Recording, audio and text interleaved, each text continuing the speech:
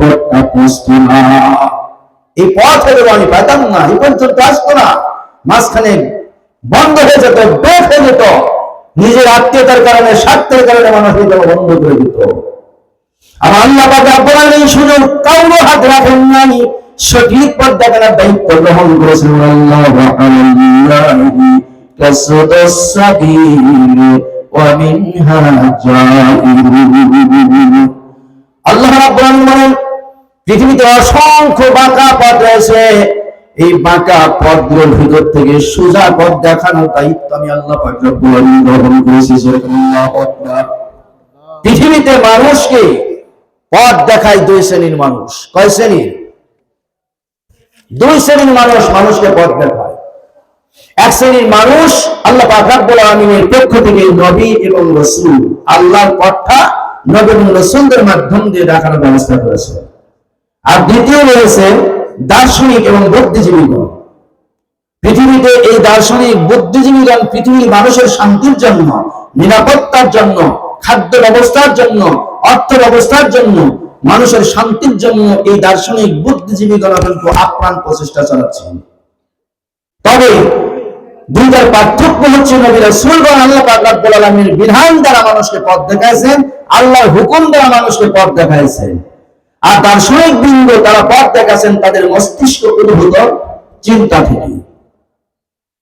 মানুষের মস্তিষ্ক যে জ্ঞানটা আল্লাহ দিয়েছেন সেই জ্ঞান সম্পর্কে আমার আল্লাহ কুরআনে বলেছেন, ওয়া উতিতুম মিনাল ইলমি ইল্লা কালিলা। হে দুনিয়ার মানুষ, আমি তোমাদেরকে খুব সামান্য পরিমাণ জ্ঞান দিয়েছি। তোমাদের মস্তিষ্কের মতো চিন্তার যে জ্ঞানটা আমি দিয়েছি খুব সামান্য। কিন্তু একটু ভাবার বিষয় দেখেন, মানুষ এই সামান্য জ্ঞান নিয়ে পৃথিবীতে আজকে কোথা থেকে কোথায়, গরুর গাড়ি, সাইকেল, মোটরসাইকেল, বাস, ট্রাক, হেলিকপ্টার, উড়োজাহাজ, এখানেই শেষ নয়, স্যাটেলাইট পর্যন্ত তৈরি করে এই জমিন থেকে 4000 মাইল উপরে ছেড়ে দিয়েছেন। সুবহানাল্লাহ। শুধু এখানেই শেষ নয়, মানুষের মস্তিষ্কের মতো সামান্য জ্ঞান কথা আল্লাহ বলেছেন, সামান্য জ্ঞান দিয়ে এই স্যাটেলাইট 4,500 মাইল উপরে ঘুরতেছে। যদি এর ভিতরে কোনো ত্রুটি দেখা দেয় তাহলে এই সামান্য জ্ঞানের অধিকারী মানুষ এই স্যাটেলাইট পর্যন্ত পৌঁছতে হয় না, দুনিয়ায় বসে কম্পিউটারের মাধ্যম দিয়ে স্যাটেলাইটটা মেরামত করার ব্যবস্থা করতেছে। আল্লাহু আকবার। আছে না? আবার আল্লাহ পাক রব্বুল আলামিন মানুষকে এত পরিমাণ জ্ঞান দেওয়ার পরে বলেছেন, আমা উতিতুম মিনাল ইলমি ইল্লা কালিলা। দুনিয়ার মানুষ, আমি তোমাদেরকে খুব সামান্য জ্ঞান দিয়েছি। মহাসাগর আটলান্টিক মহাসাগরের মধ্যে যদি পাখি একটা চঞ্চল ডুবিয়ে তোলা হয়, মহাসমুদ্রের পানি কি কমে যাবে? ফুরিয়ে যাবে?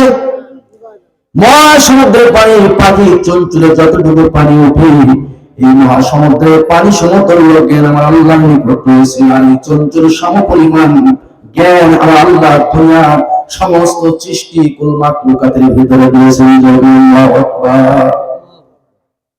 আবার আল্লাহ রাব্বুল আলামিন কদ জাআকুম মিনাল্লাহি নূরুন ওয়া কিতাবুন Mubin.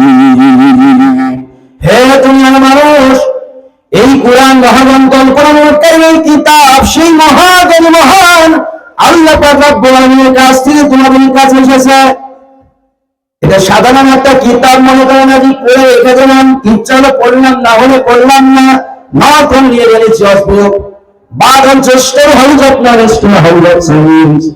It also indirectly to the most marvelous development of all conscience in the science of the Muslim world. Allahu Akbar. এই কিতাবের ভিতরে মহান আল্লাহ সুবহানাহু ওয়া তাআলা বিশাল মহাসমুদ্রের সমতুল্য জ্ঞানটা পুঞ্জীভূত করে রেখে দিয়েছেন। আল্লাহু আকবার। সেই কিতাব আল্লাহ পাক রব্বুল আলামিন আমার কাছে আপনার কাছে প্রদান করেছে। গুরুত্ব কতটুকু দেব? নিজে পড়ি না, সন্তানদেরকে পড়ানোর ব্যবস্থা করি না, কিতাবের আহকামগুলোকে দূরের কথা। একটু আগান, আমরা কোথায় রয়েছি? ইমানের দাবি করে মুসলিম মিল্লাতের নাম ভাঙ্গিয়ে গরু তো ভালোই খাই, উৎসব তো ভালো পালন করি, ইমান কতটুকু আমাদের আছে একটু এই কোষ্ঠী পাথর তারা যাচাই করে দরকার আছে না নাই? একটু দরকার। যাচাই করে দেখি আমাদের ইমান কতটুকু রয়েছে।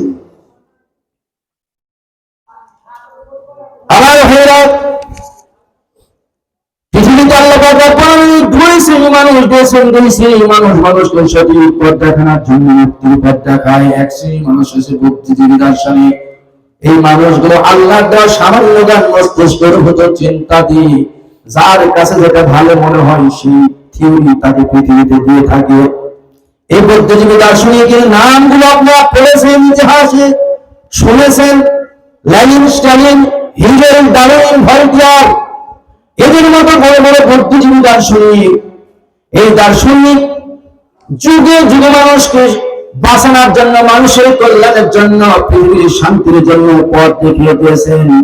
কিন্তু একজন দার্শনিক যে পথ দেখেছেন, থিওরি দিয়েছেন, আর একজন দার্শনিকের এই থিওরি দুইটার কিন্তু মিল নাই। মনে করেন লেনিন এসে বলেছে খাদ্য সমস্যা যদি সমাধান করেন তাহলে পৃথিবীতে শান্তি প্রতিষ্ঠিত হবে। আপ্রাণ চেষ্টা করতেছে বিশ্বের সমস্ত রাষ্ট্রগুলো, যতগুলো বিভিন্ন ধরনের আপনার সংস্থাগুলো রয়েছে, এর মাধ্যম দিয়ে, আপনার পত্র পত্রিকার মাধ্যম দিয়ে, প্রচার মিডিয়ার মাধ্যম দিয়ে একটা কারিকুলাম দিয়ে দিয়েছে। এই কারিকুলাম অনুযায়ী যদি চলা যায় খাদ্যের পরিপূর্ণ হয়ে যাবে, পৃথিবী, দেশ শান্তিতে থাকবে। এই করতে করতে হঠাৎ করে দেখলেন লেনিন পৃথিবী থেকে বিদায়। মৃত্যু তো আছে না নাই? বিদায়। এই বিশাল শক্তি যখন বিদায় হয়ে গেল, এরপরে নতুন আরেকজন থিওরি নিয়ে আসলো, স্ট্যালিন। এসে বলতেছে না, লেনিন যে থিওরি দিয়েছে এটা একটা বাজে থিওরি, এই যে পৃথিবীতে শান্তি প্রতিষ্ঠিত হবে না। করতে হবে কি, সেক্স সমস্যার সমাধান করতে হবে। অর্থাৎ মানুষ ইচ্ছা মতো চলাফেরা করলে পর্দা রাখা যাবে না, পর্দার বিধান রাখা যাবে না, তাহলে পৃথিবীতে অশান্তির দাবানল বেশি বেড়ে যাবে। ঠিক তার থিওরি ভাবে চলতেছে। চলতে চলতে হঠাৎ করে দেখা গেল তিনিও পৃথিবীতে বিদায়। এইবার আস্তে আস্তে শেষ পর্যন্ত ঊনবিংশ শতাব্দীর দার্শনিক আসলো ডারউইন।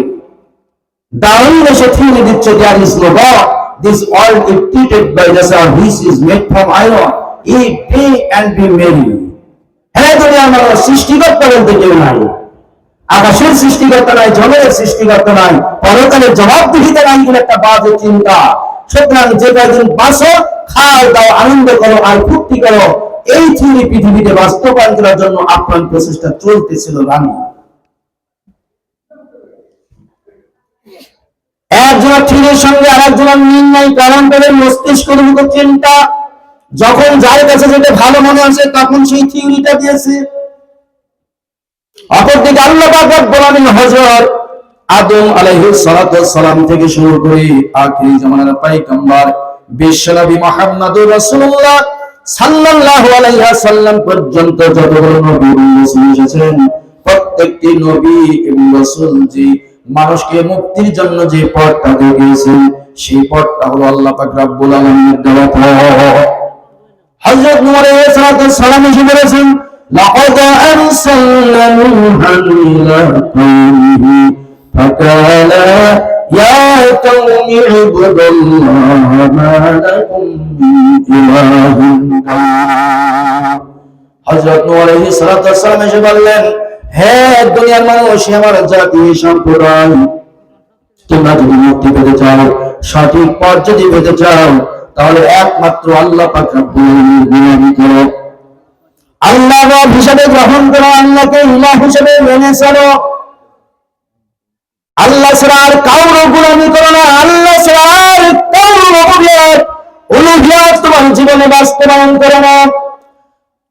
وَإِلَى عَادٍ أَخَاهُمْ هُودًا فَقَالَ يَا قَوْمِ اعْبُدُوا اللَّهَ مَا لَكُم مِّنْ إِلَٰهٍ غَيْرُهُ।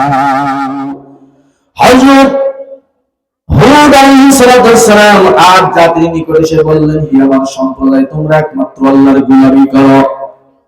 وَإِلَى مَدْيَنَ أَخَاهُمْ شُعَيْبًا।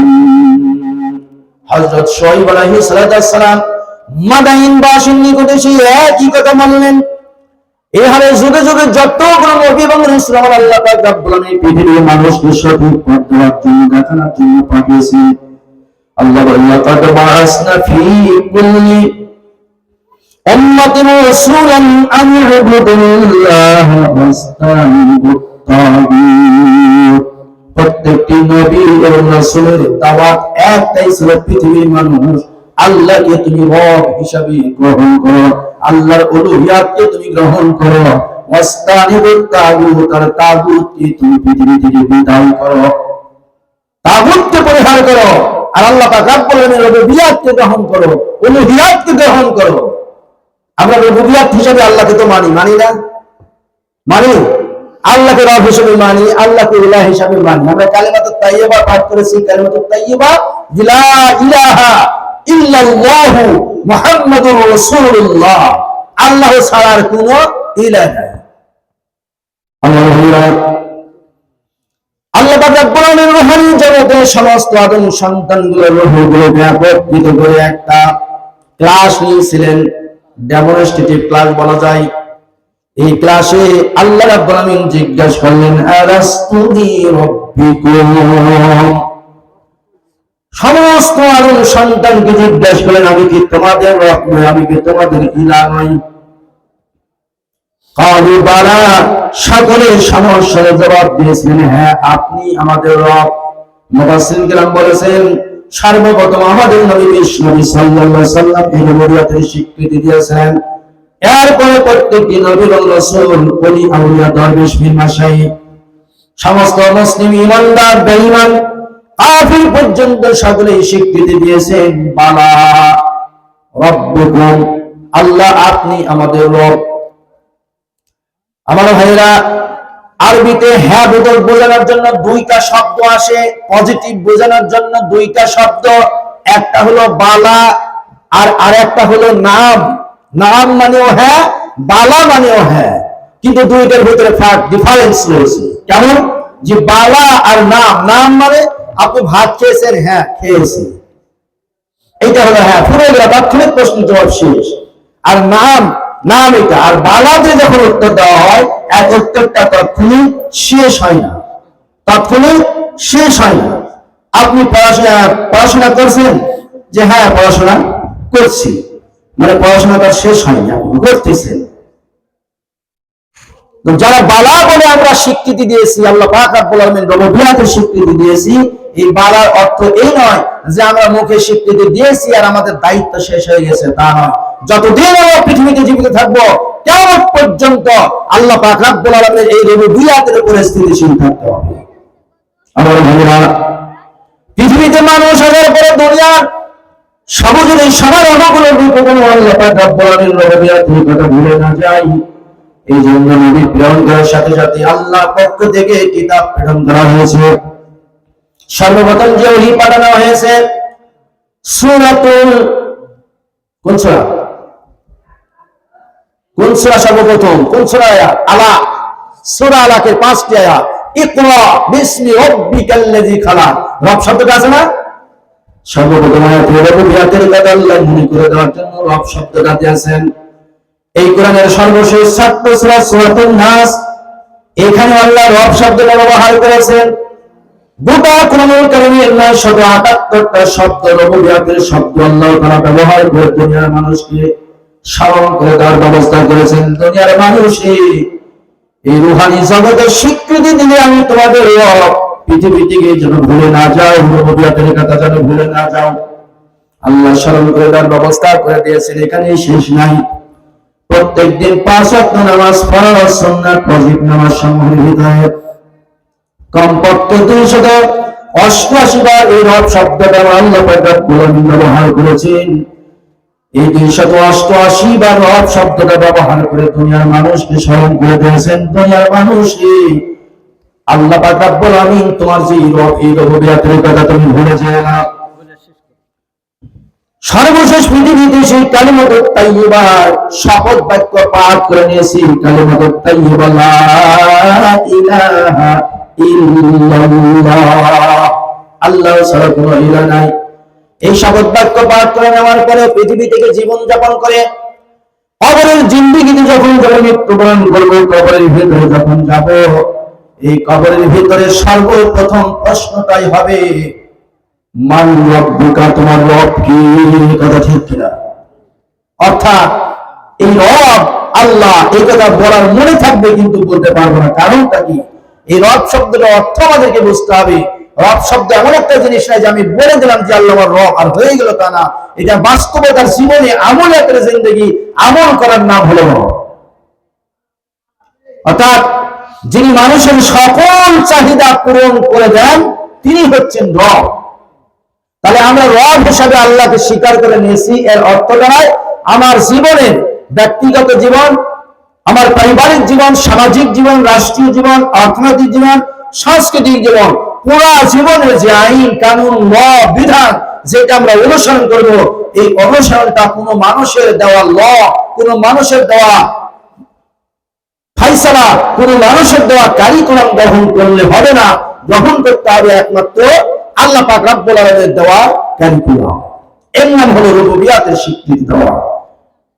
এই রুবুবিয়াতের কথা যেন ভুলে না যায় আল্লাহ বারবার পৃথিবীর মনে রাখার ব্যবস্থা করে দিয়েছেন। আবার কবরের জিন্দেগিতে প্রশ্ন করবেন মান রাব্বুকা, তুমি পৃথিবীতে কাকে রব হিসাবে মেনে এসেছো? দুনিয়ার মানুষের দেওয়া আইন, দুনিয়ার মানুষের তৈরি করা বিধান, দুনিয়ার মানুষের তৈরি করা মতবাদ অনুসরণ করে পৃথিবী থেকে তুমি বিদায় হয়ে এসেছো, না আল্লাহ পাক রব্বুল আলামিনের দেওয়া বিধান অনুসরণ করে তুমি পৃথিবী থেকে বিদায় হয়ে এসেছো? এই প্রশ্নটাই কবরের জিন্দেগিতে সর্বপ্রথম করা হবে। আল্লাহু আকবার।